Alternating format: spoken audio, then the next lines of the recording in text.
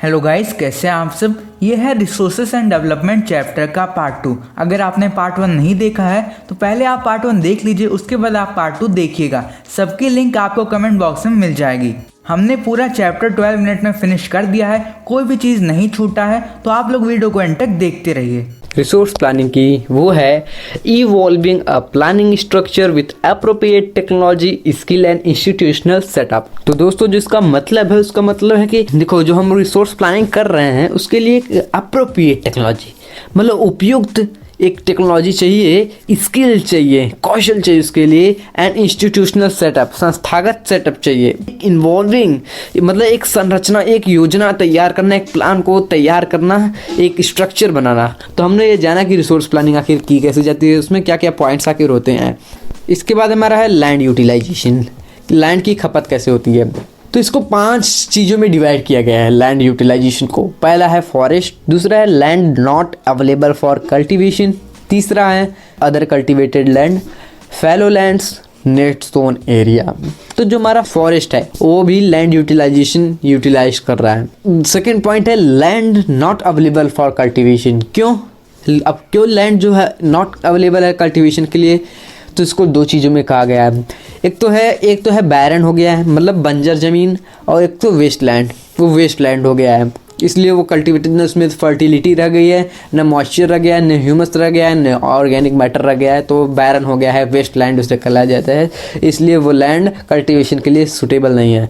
दूसरा है land not for agriculture use, मतलब एक ऐसा लैंड जो कि एग्रीकल्चरल यूज़ के लिए नहीं है, उस पर बिल्डिंग्स बना सकते हैं, रोड्स बन सकती हैं और फैक्ट्रीज बन सकती हैं। तो इसलिए हमारा लैंड ऐसा, ये दोनों लैंड हैं जो कल्टीवेशन के लिए सूटेबल नहीं है।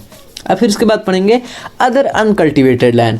अब हमारा जो अदर दूसरा कौन सा अनकल्टिवेटेड लैंड है, तो उसको 3 चीज़ों में बताया गया है। जो पहला है वो है permanent pastures and grazing land. Permanent pasture जिसमें हमेशा घास उगती है, वो जो पशु जो चरती हैं वो चराने के लिए, वो उस पर हम कल्टीवेशन नहीं कर सकते। वीडियो में आगे बढ़ने से पहले आपको बताना चाहूँगा, तो यूपी वालों डाउट नोट पे बवाल मच गया है, क्योंकि 9वीं 10वीं हिंदी माध्यम छात्रों के लिए पूरा सिलेबस सभी सब्जेक्ट के साथ 30 नहीं बल्कि सिर्फ 3,000 रुपये में मिल रहा है, और 11वीं 12वीं का 50,000 वाला कोर्स सिर्फ 5,000 रुपये में। इस कोर्स में डेली वीडियो क्लासेस, रोजाना होमवर्क, डाउट्स के समाधान, टीचर नोट्स, पिछले सालों के पेपर्स, क्विज और अंत में पूरे कोर्स का रिवीजन भी। इस कोर्स का लिंक डिस्क्रिप्शन में दे दिया गया है। एक और मजे की बात, अगर आप इस लिंक पे जाकर स्टूडेंट्स एम्पायर कूपन कोड लगाएं तो 500 रुपये का छूट भी पा सकते हैं। तो देरी किस बात की, अभी जाओ इस कोर्स को खरीदो और बवाल ऑफर का फायदा उठाओ।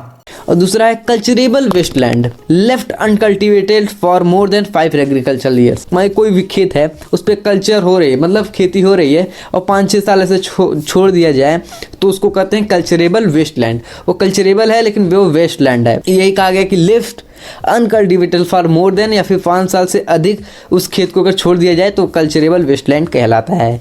उसके बाद थर्ड है land under tree crops not included in note Sen area. जो ट्री लैंड है, जो कि ट्री क्रॉप्स है इंक्लूडेड, वो सब अनकल्टिवेटेड लैंड है। जिसमें लैंड होता है ट्री क्रॉप, जिसमें बहुत सारे पेड़ उगते हैं, वो कल्टीवेशन के लिए उपयोग नहीं होता है। तो ये थे 3 पॉइंट अदर कल्टिवेटेड लैंड के। इसके बाद है फॉलो लैंड्स। और फॉलो लैंड्स क्या है, इसको भी 2 चीज़ में समझते हैं। Current fallow left uncultivated for less than 1 agricultural year. Current fallow मतलब जो 1 साल से, मतलब किसी भी खेती को 1 साल पहले किया गया था, 1 साल से अंदर किया ही नहीं गया, तो उसे करंट फैलो कहते हैं। और दूसरा है other than current fallow land left uncultivated for past 1 to 5 agriculture year. तो इसको 1 से 5 साल पहले अगर किसी खेती हुई है और अब खेती नहीं हुई, 1 से 5 साल के भीतर कोई खेती नहीं हुई और पहले खेती होती थी, तो उसे कहते हैं करंट फैलो लैंड। तो ये थे फैलो लैंड्स। और एक होता है नेट सोन एरिया, जो कि हमारा लास्ट पॉइंट है। टाइप्स ऑफ सॉइल में हम पढ़ेंगे alluvial soils, black soils, red and yellow soils, laterite soil, arid soils और फॉरेस्ट सॉइल्स। एलवुलियल सॉइल्स पहला, तो एलवुलियल सॉइल में जल्दी से देख लेते हैं। Most widely spread and important soil, जो एलवुलियल सॉइल है मोस्ट जगह पे जो उपयोग किया जाता है, स्प्रेड है और इम्पॉर्टेंट सॉइल है। Compiler land silt and clay, ये सिल्ट एंड क्ले होता है, इसका मिट्टी कंपेरिस सैंड है। क्लासिफाइड एज खाड़र एंड भंगर, जो खाड़र एंड भंगर जो होता है ये है क्लासिफाइड, इसको बांटा गया है। एक जो होता है very fertile, good for growth of heat, wheat के लिए उपयोग होता है, पैडी के लिए उपयोग होता है, शुगर केन और पल्सेस के लिए। तो reasons of this soils are intensively cultivated and densely populate है। ये काफ़ी भीड़ भाड़ वाली एरिया में होता है और उस पर काफ़ी ज़्यादा खेती की जाती है। कहाँ पाया जाता है, तो राजस्थान में पाया जाता है, गुजरात, ईस्टर्न कोस्टल प्लेन में। उसके बाद बात करते हैं ब्लैक सॉयल। तो इसकी सॉइल्स जो होते हैं ब्लैक कलर्ड होते हैं और उसको ब्लैक सॉयल को हम कहते हैं रेगुड सॉइल्स। ये इसकी मिट्टी बनी होती है फाइन, मेड ऑफ फाइन से, क्लेई मैटर से, well known for their capacity. इसकी कैपेसिटी इसलिए जानी जाती है क्योंकि मॉइस्चर को बहुत अच्छी तरीके से होल्ड करके रखता है।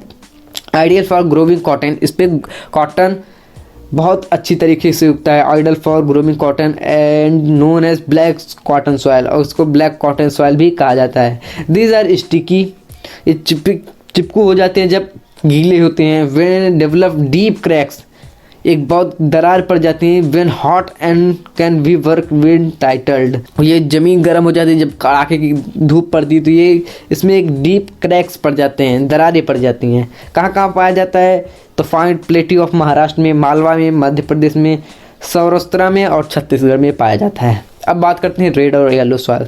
तो डेवलप्ड एक क्रिस्टलाइन रॉक्स में डेवलप करता है। डेवलप है red is colour due to diffusion of iron, जब आयरन का डिफ्यूजन होता है तो ये रेड इस कलर का हो जाता है क्रिस्टलाइन एंड मेटामॉर्फिक रॉक्स से। Looks yellow when occur in hydrated form, जो भी, और ये येलो फॉर्म में कब दिखाई देता है, जब ये हाइड्रेटेड फॉर्म में कन्वर्ट हो जाता है। तो developed in eastern and southern plateau of Deccan plateau, ये डेक्कन प्लेट्यू में भी पाया जाता है। कहाँ बनता है, डेवलप कहाँ होता है, ग्रोथ कैसी होती है, तो ये होता है eastern and southern part of Deccan plateau में। कहाँ पाया जाता है, उड़ीसा में, Chhattisgarh, southern part of middle Ganga plain में। इसके बाद आता है लेटराइट सॉइल। तो laterite result of intense leaching due to heavy rain, heavy rain रहती है तो इंटेंस टीचिंग रहती है, नमी रहती है। लो ह्यूमस कंटेंट्स, एसिडिक रहता है, पीएच लेस देन 6 कम रहता है, एसिडिक है, प्रोन टू इरोजन, इसमें सॉइल इरोजन भी होता है एंड डिग्रेडेशन काफ़ी तेज होता है, मिट्टी का कटाव जिसे कहते हैं।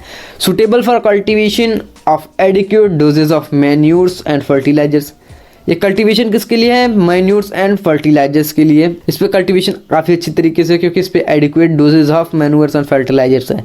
मोर suitable for crops like cashew nut, cashew nut के लिए मोस्ट सुटेबल। कहाँ पाया जाता है, ये डेवलप्ड कहाँ होता है, डेवलप इन हाई टेम्परेचर, जब हाई टेम्परेचर होता है और हैवी रेनफॉल में ये मिट्टी डेवलप होती है। कहाँ पाया जाता है, Kerala, Karnataka, Madhya Pradesh, Tamil Nadu, Orissa, west Ghats of region of Maharashtra, some parts of west Bengal and north east region. So guys, मुझे उम्मीद है आपको सब कुछ अच्छे समझ आ गया होगा। वीडियो को लाइक ज़रूर करिए और नेक्स्ट पार्ट देखना चाहते हैं तो लिंक कमेंट बॉक्स में मिल जाएगी, वहाँ से जाके आप देख सकते हैं। तो मिलते हैं नेक्स्ट पार्ट में, तब तक के लिए गुड बाय।